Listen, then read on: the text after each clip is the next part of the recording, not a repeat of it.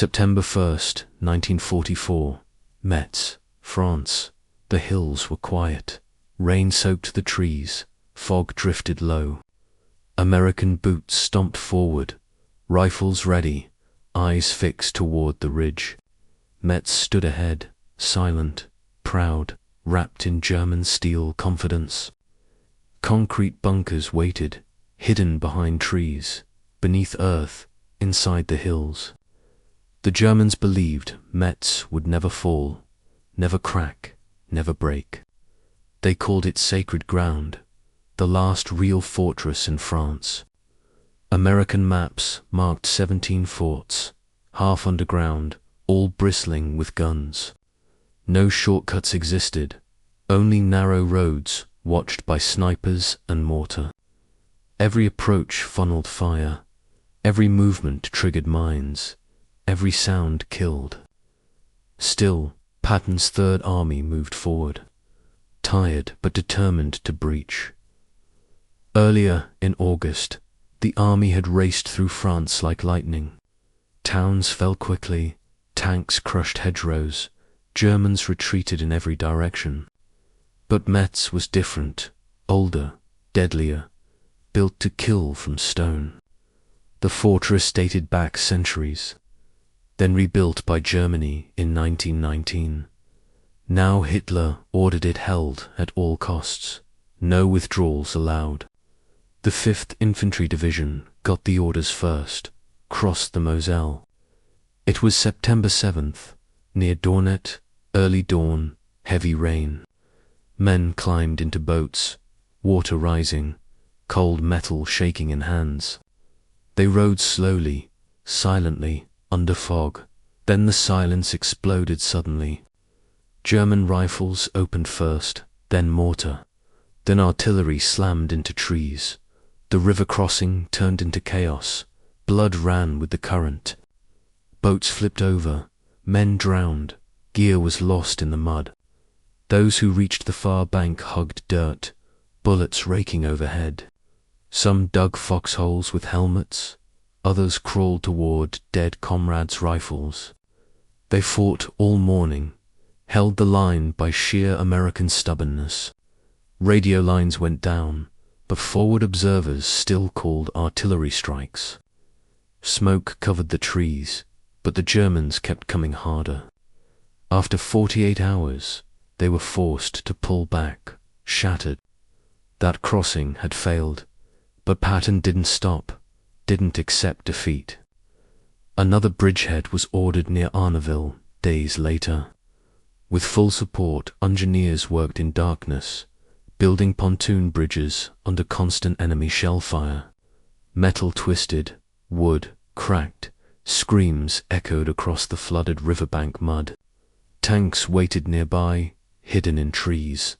Engines off, tracks covered carefully.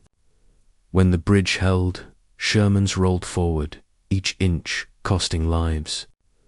By September 10th, they had a foothold, bloodied but standing strong. Now came the hard part, fighting into Metz, street by street. German defenders knew every alley, every bunker, every hidden firing position.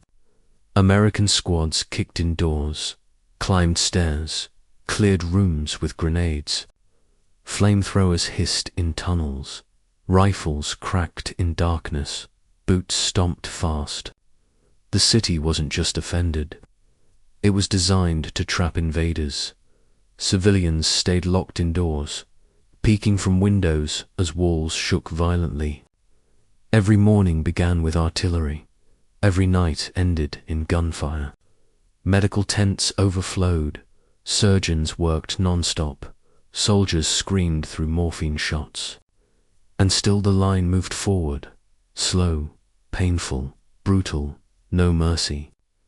Artillery units fired round after round, adjusting by map and screams. The smell of smoke, blood, oil, and wet cloth filled everything. Commanders met in bombed-out churches, planned attacks with coffee and maps. Runners dashed between units, carrying orders, sometimes dying before delivery completed. Patton sent the 95th Infantry Division next, fresh, untested, aggressive, ready.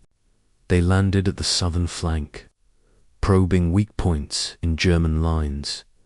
But nothing was weak in Metz. Every corner fought like hell. Each street took days, sometimes weeks, to gain a few buildings. The forts around the city were worse. Pure concrete, hidden guns. Fort Jeanne d'Arc, Fort Driant, Fort St. Blaise, names of nightmares. These were not outposts. They were monsters buried deep underground. Artillery barely scratched them. Even direct hits bounced off steel doors. Infantry had to go in, clear tunnels, fight hallway by hallway. Germans set booby traps, left mines, fired pistols from dark corners. Sometimes flamethrowers were the only way to move one room forward. Progress came slow, measured in feet, bodies, and ammunition crates spent. Still, morale stayed high because soldiers knew the prize was close. Metz wasn't just symbolic, it was a doorway into the Saar. If it fell, Germany's industrial heartland would be within Patton's grasp. And the Germans knew it too. That's why they wouldn't yield. They brought in SS reinforcements, veterans from the Eastern Front nightmares. These weren't green recruits. They were killers trained in house-to-house warfare. But so were the Americans now, hardened from every bloody step. Veterans taught replacements fast, sometimes right in the middle of gunfire. You fight forward or you die backward. That was the rule. Rain fell again, soaking letters, rifles, boots, faces, and dead fingers. By late September, the river crossings were secure, but the city remained. Supply lines were stretched. Radios often failed. Men fought hungry and cold. And Patton didn't care. He wanted Metz taken by Thanksgiving Day. He called it a matter of pride, and American pride ran deep. So the shelling increased. The artillery thundered. The tanks advanced again. And the infantry climbed back into hell, rifles up, teeth clenched. The rain didn't stop. Boots sank deep into freezing-soaked dirt. Fog came with morning, thicker than smoke, heavy over broken trees. Soldiers crawled forward, rifles tight eyes, scanning burned-out buildings for snipers. Some had no dry socks left. Others carried nothing but hope. Patton's orders were loud. Take Metz quickly. No delays, no retreat. The Germans answered with steel, laying traps, mines, and hidden bunkers. Every alley screamed. Every window watched. Every corner was already aimed. You didn't walk through Metz. You fought for every inch forward. Even shadows looked armed. Even silence had weight. Every pause was deadly. Street signs disappeared. Walls collapsed. Maps turned meaningless in shifting rubble. The 95th Infantry Division took the eastern approach, toward Fort Belcroix. It looked abandoned, grass overgrown, doors sealed, but inside was a trap. Machine guns opened from side walls, hidden slits carved in concrete. Mortar followed, then grenades rolled down staircases, bouncing into American legs. The first squad lost 3 men before calling the forward observer.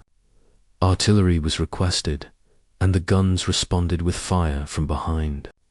Shells roared overhead, slamming into the fort, dust rising like ash. When the smoke cleared, nothing had changed. The Germans were still firing. Patton was told, and he slammed his hand on the table. These weren't battles, these were stone coffins. Swallowing men one by one, medics dragged the wounded through back alleys, sometimes under direct machine gun fire. You learned fast where not to step, or you'd vanish suddenly. Some stepped on mines, Others slipped on wet blood and vanished. Officers gave orders quietly now, pointing more than speaking during combat. Even at night, Metz stayed lit. Tracers danced across black skies.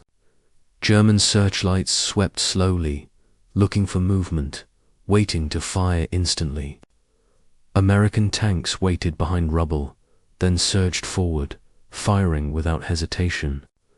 Sometimes they cleared a street, sometimes they got stuck or burned. The smell of diesel and death became familiar, soaked into uniforms. Even cigarettes smelled like gunpowder, soaked in fire and sweat by October. Metz still held, but it was choking under pressure. Fort Dryant was now the center, the toughest, deepest, most deadly bunker. Built into a hill, reinforced with concrete, surrounded by thick barbed wire. Every approach was mined, every doorway booby-trapped, every roof crawling with guns. The 11th Infantry Regiment was chosen to attack it directly. They moved at night, through wet trees, toward the Black Fortress. Suddenly flares lit the sky, and the woods exploded with fire. Tracer rounds buzzed like hornets, shattering branches, ripping through exposed flesh instantly. Men dove to the ground, crawling through roots, shouting over thunder. The attack never even reached the outer wall. It was slaughter. Command called a halt. Fort Dryant was declared too fortified for now. Artillery would soften it. Then another assault would be planned soon. Meanwhile, other forts, like Fort Jeanne d'Arc, became death zones too. These places weren't bunkers. They were underground cities with breathing concrete walls. Men entered, fought, died. Then others followed them deeper inside darkness. Some tunnels were pitch black, echoing screams from previous days of fighting. You fired blind sometimes, aiming at footsteps or flashes from corners. Grenades would drop down shafts. Flamethrowers cleared long, narrow corridors quickly. But the Germans had gas masks. They waited, then attacked again. There was no safety. Even a captured room might retake itself. American commanders adapted, switching to isolation tactics, surrounding each fort completely. No resupplies, no reinforcements, no escape, just starvation and slow pressure. While infantry dug in around each stronghold, artillery pounded non-stop for days. The 3rd Cavalry Group monitored escape routes, spotting supply attempts and scouts. Snipers covered every possible exit. Machine guns swept open approaches routinely. The siege began slowly, and the fortress city started to suffocate. But the Germans wouldn't surrender. Not without orders, not without blood spilled. Some were just boys, some were old, but they all resisted. They had been told surrender meant death, and Metz could not fall. That fear made them deadly, fanatical, unwilling to move or speak. Some Americans respected them, others hated them, all feared their desperation deeply. You could clear a house, turn your back, then get stabbed. Sometimes they faked surrender, waving cloth, then threw grenades at medics. After that, rules changed. Prisoners were rare. Mercy became dangerous business. By mid-October, heavy rain returned. Tanks couldn't move. Men marched slower. Mud swallowed boots, flooded trenches, turned rifles into slippery iron clubs. Still Patton pushed forward, now planning full encirclement of Metz proper. The 90th Infantry Division was brought in, veterans from Normandy and Moselle. They moved through Novint, aiming to cut southern access routes completely. Every ridge they crossed was watched. Every hilltop had machine guns. Even artillery couldn't silence all of them. They moved constantly between shots. Shell craters became cover, Tree lines turned into ambush corridors overnight. Fog helped, but also blinded, and friendly fire incidents started rising fast. Patrols vanished, only blood trails or shattered radios left behind sometimes. Officers marked buildings with chalk, so next units wouldn't clear twice. Still, maps changed daily. Buildings collapsed, streets disappeared under rubble quickly.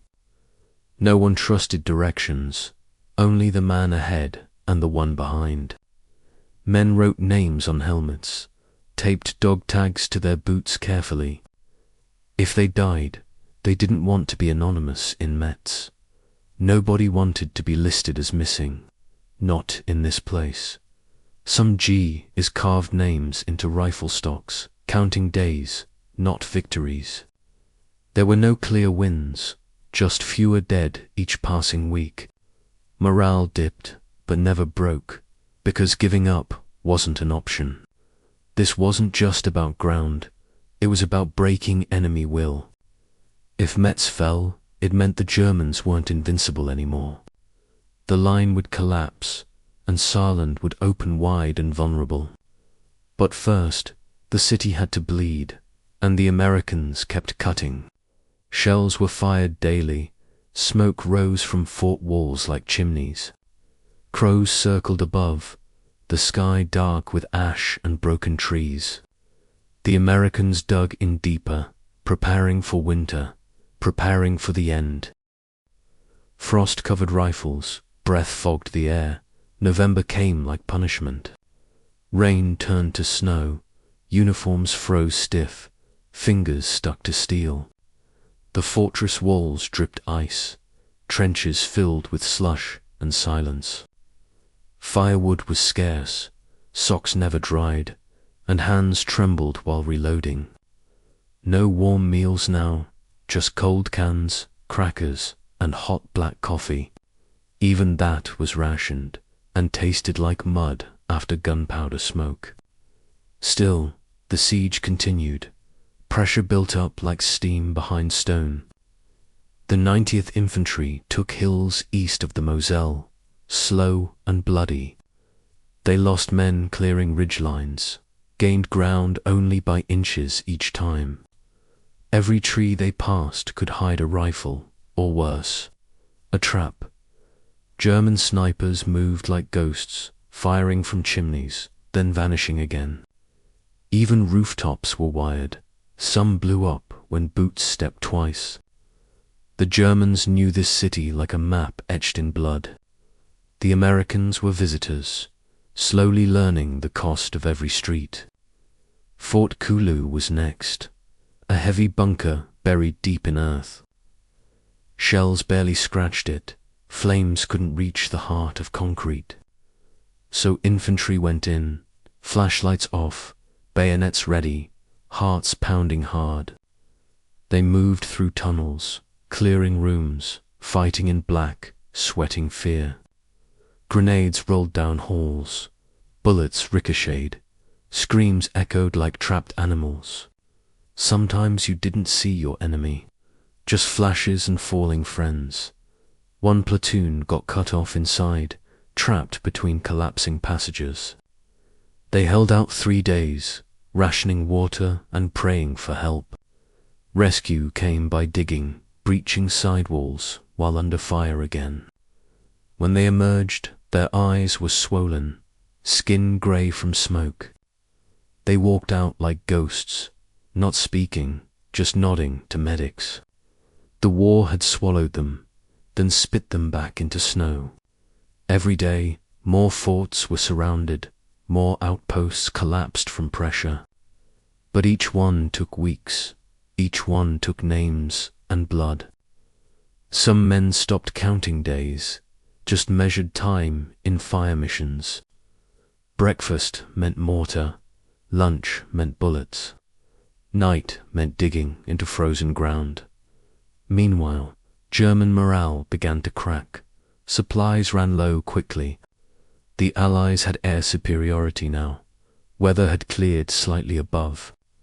Bombers returned, hammering roads, rail lines, and convoys carrying rations in. Fort Jeanne d'Arc had no bread, just stale biscuits and water. A captured letter spoke of despair, frostbite, and dead horses for meat. Still, they didn't surrender. Metz were symbolic, orders were clear. Hold until the last breath, delay the Americans as long possible. Even the youngest held rifles, some barely 16, some already limping. The oldest man found alive was 63, pulling guard with pistol. Metz had become a tomb, and the Germans were locking doors. The Americans shifted tactics again, not wasting men in frontal assaults. Instead, they tightened the noose, cutting off roads, collapsing escape paths. Artillery units fired day and night, rotating barrels to avoid meltdown. Planes dropped leaflets before bombs, demanding surrender in blunt printed warnings. Some Germans defected, hands raised, carrying frostbitten friends toward American lines. Others fought harder, now fanatical, convinced this was the endgame battle. By November 17th, Fort St-Revit fell. The defenders had nothing left. They'd fought with knives and bricks. No food, no ammo, just pride. The Americans found rooms filled with soot, blood, and melted ceiling wires. No celebration followed, only silence, and another objective marked on maps stopped behind command lines. Patton stood over maps, jaw clenched, eyes burning. He wanted Metz gone, erased, turned to ash for history's sake. He didn't care for fortresses, just the path toward Saar and Rhine. Metz was stalling him, slowing the machine he built with fury. He ordered more artillery, heavier barrages, new supply lines rerouted instantly. Shells were fired from miles away, coordinated by planes flying high. They didn't aim for men now, just broke walls, crushed doors. He didn't want prisoners, he wanted obedience and an open path. If Metz broke, the enemy behind it would follow faster. So the pounding continued. Fire over stone, steel over flesh, daily. Inside the city, German medics ran out of morphine and thread. Some stitched wounds with wire, others wrapped burns with old newspapers. The screams never stopped, they just blended into background noise slowly. Even the civilians left behind had started burying bodies in cellars. Food was gone, water came from melted snow, diseases began spreading. Still, surrender wasn't discussed aloud, the orders were drilled deep. Any man who talked surrender was sent to the front lines. Commanders shot deserters in basements, cold, quick, and without speaking afterward. Metz was more than a city now, it was a prison. Its own defenders had become inmates, trapped by loyalty and fear. The 10th Armored Infantry joined the push from the southern perimeter. They faced burned-out homes, booby traps, and walls full of lead. Some tanks couldn't move, stuck in cratered streets covered in debris. Engineers cleared paths, using bulldozers, moving corpses, cars, and collapsed buildings. Every cleared block opened a new window for snipers to use. You didn't celebrate victories in Metz, you braced for the next hit. By November 19th, the circle was nearly complete, forts isolated entirely. American commanders called for final pushes, one wave after another ordered. Some Gs wept before charging, not from fear, but from exhaustion. You couldn't scream anymore. Just breathe and keep moving forward together. The 378th Infantry Regiment breached Fort St. Julien with flamethrowers and grenades. They advanced under fire, clearing corridors with fire and white phosphorus. Some men came out vomiting, others were carried out unconscious and burned. One said later, Metz didn't kill you fast, it killed slowly. It broke your nerves, cracked your thoughts, and filled you with silence. Even after surviving, soldiers reported hearing shell echoes for months afterward. One medic said the blood froze faster than he could wipe. Another called it a meat grinder disguised as a stone museum. And still they advanced, because stopping meant dying in the same place. Metz demanded movement, and the Americans answered with cold steel steps. The final push began, not with thunder, but with organized silence. Men gathered behind frozen hedgerows, fixing bayonets, checking each magazine twice. Officers whispered names of objectives, fort numbers, and fallback locations quietly. There was no cheering, only nods and tired eyes under helmets. They had buried enough friends, now it was time to finish. December had come, and Metz was cracking.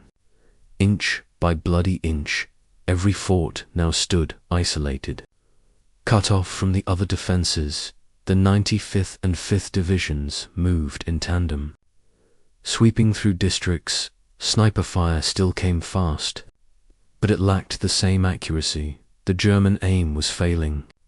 Hands too cold, minds too broken, Fort Platteville became the next goal. High on a slope westward, American tanks couldn't climb it, so infantry had to storm alone. They crawled through frost-covered woods. Knives ready, boots muffled in snow, artillery softened the approach, but didn't kill every defender inside. The defenders opened up. Automatic bursts through smoke and shattered glass. The Americans returned fire, advancing room by room, body by body. The battle inside lasted 9 hours. Screams bouncing down stone halls. Every turn was a trap. Every door hid either death or surrender. And finally, a white flag appeared, tied to a cracked radio antenna. 18 Germans walked out, 2 wounded. The rest barely able to speak. Their uniforms were soaked. Weapons frozen to their cracked leather gloves. They had held as long as orders allowed, then gave in. American medics treated them without speaking.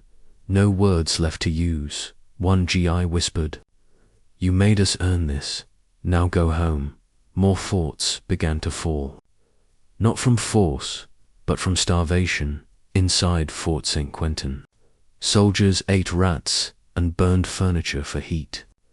They fired their last rounds on December 2nd, then surrendered quietly. A captain saluted the Americans. Eyes red, his sidearm jammed, he said nothing. Just handed over blueprints and collapsed in snow.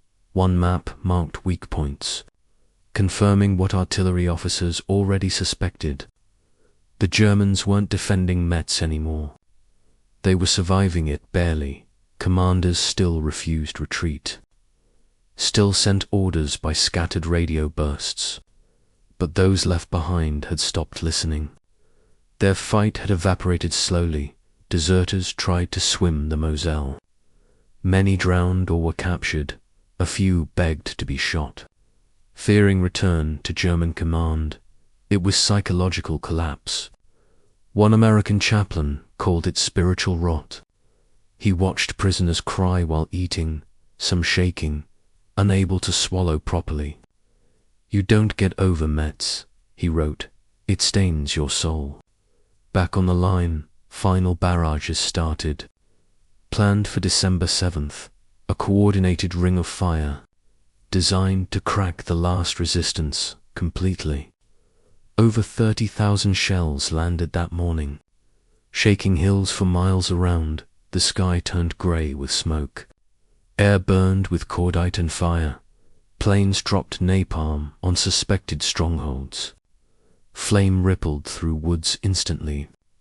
Tanks pushed forward behind walls of shrapnel, firing non-stop toward ruins. Some American soldiers marched with clearing out bunkers with no hesitation, every room burned, every step scorched, every corridor blackened by war. By nightfall, 3 more forts fell, defenders waving bedsheets from blown towers. The 10th Armored used spotlights now, sweeping darkness for last holdouts. Surrender became the norm, with fewer shots fired every passing day. American commanders took notes, mapped surrender patterns, and shifted weight accordingly fast. By December 10th, Fort Jeanne d'Arc remained, the last true bastion. Its walls were thick, tunnels deep, and its commander was fanatical.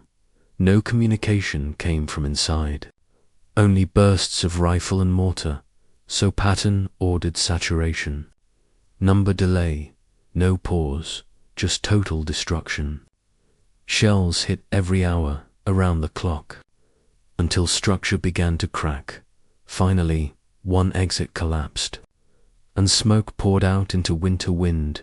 An American recon team approached carefully, weapons drawn, fingers frozen stiff. They heard coughing, then voices, then footsteps. Then the door opened wide. 30 men walked out, faces black with soot, hands raised gently. One was carrying a stretcher, another waved a white undershirt slowly. The fortress had fallen, not by glory, but by exhaustion and steel. Metz had been broken, and the US Army now owned it. No ceremony followed, just engineers moving in to clear explosives quickly. They found booby traps still armed, documents burned, but some left untouched.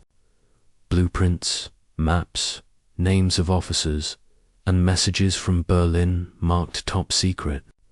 One note read, "Delay them until snow, then retreat to Saar." It hadn't worked. The delay came too late, and Patton pressed forward. Reporters came, took photos of ruins, but didn't celebrate the victory openly. Most men didn't smile. They just lit cigarettes and stared at walls. Metz wasn't a win, it was a warning, a price paid slowly.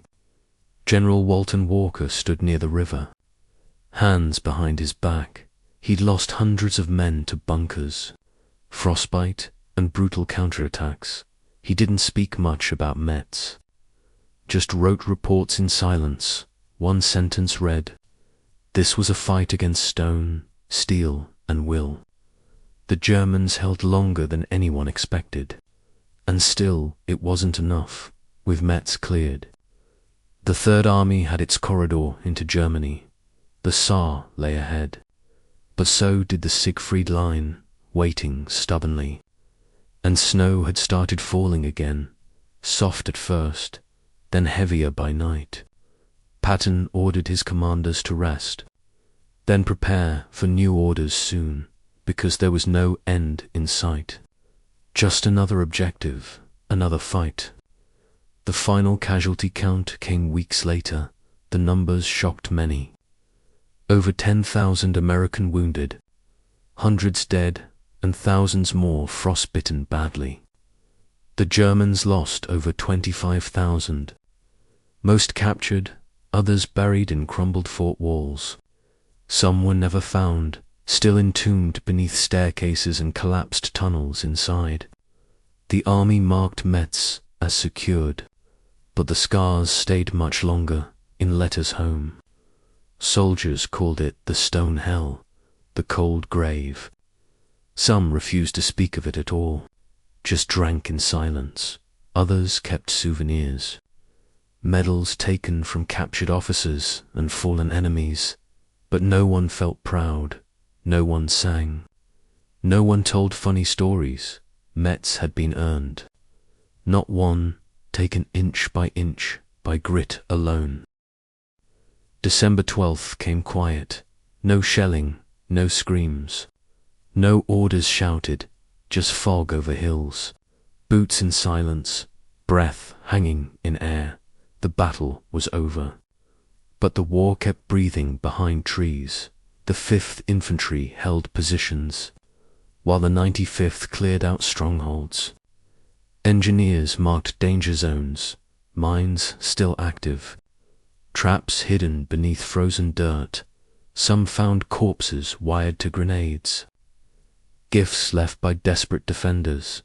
Others found food, caches, empty bunkers, and journals left behind quietly. One notebook spoke of fear, hunger, and orders never followed again. The German writer begged for surrender, but his officer refused completely. He ended the entry. "We are dying for stone, not victory." The Americans moved through streets slowly. Guns still raised, fingers still cold. Each alley could hold a sniper, each door a hidden charge, but they found none. Only ashes, broken glass, and scattered helmets. A cathedral had lost its roof, stained glass scattered across the square. In the nave, American soldiers knelt briefly, thanking God, not celebrating loudly. A chaplain lit candles where pews once stood, then walked away slowly, outside. A company set up a field kitchen, cooking for the first time. No rations, real food, hot coffee, and bread stolen from German stores. Laughter returned in patches, not joy, but relief under thick wool coats. Officers warned them, "Don't relax too much. Saarbrücken is next, no rest in rear camps." Prisoners arrived in waves. Hands raised, weapons surrendered, many were teenagers. Some still wearing Hitler Youth pins on collars. They stared blankly, teeth chattering. Some cried when handed chocolate bars. One German officer spat, said America would burn like Metz someday. An MP just nodded, handed him a blanket, and walked away cold. Interrogators asked questions. Few got answers. Many had no strength left. Some prisoners gave up full maps. Others begged for medical help. One soldier had frostbitten fingers wrapped in newspaper. Skin already blackening, a medic took his hand, nodded once, then whispered, "We'll save it." No threats, no cruelty, just protocol. The Americans had seen enough pain. Propaganda teams moved in fast, snapping photos of fallen fortresses completely. They titled them German Failure, Patton's Triumph, Metz now free forever. But soldiers didn't pose.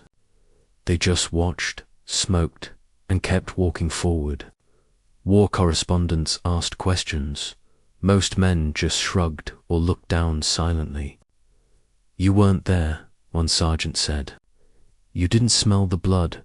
The photos showed flags waving, but not the burned flesh nearby." Washington called Metz a vital turning point, a gateway cracked open wide. High Command praised Patton's persistence, his refusal to retreat or delay progress, but they ignored the cost. The men buried in wet, unmarked ground. A victory on paper, soaked in cold mud and tired bones.